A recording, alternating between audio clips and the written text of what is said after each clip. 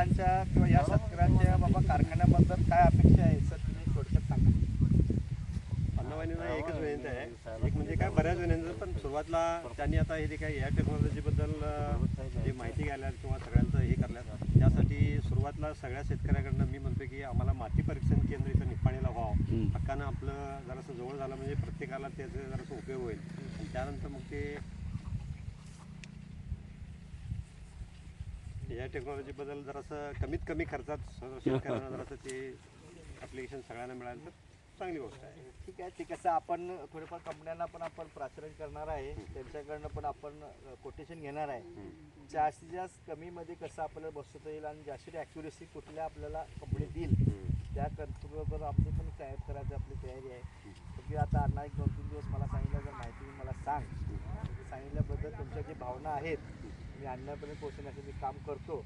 आणि 100% अण्णा नाही म्हणत नाहीत सगळ्या गोष्टी, कारण कायम अण्णांच्या डोक्यात, कारण वहिनीच्या डोक्यात उत्पन्न वाढावं कसं शेतकऱ्यांचं हे कायमच असतं. त्यासाठी आम्ही खत वाटप, रोप वाटप आम्ही कंटिन्यू होते. माझे सेमिनार पण तुमच्या गावात झालेले आहेत. 35 सेमिनार आपण करतो शेतकऱ्यांना. बाबा कमीत कमी 100पैकी 10 शेतकरी जर व्यवस्थित तयार झाला तर आमच्या कारखान्याचं समाधानकारक आहे, किंवा आम्ही खाल्लं नाही पण करायला लागला. त्यामुळे ते आम्ही चालूच ठेवणार आहे, काही अडचण येणार नाही, काय नाही. तुमची जी भावना आहेत मी लवकरात लवकर कारखान्याच्या मॅनेजमेंटशी अण्णा वहिनी यांच्यापर्यंत मीटिंगमध्ये ठेवून चर्चा.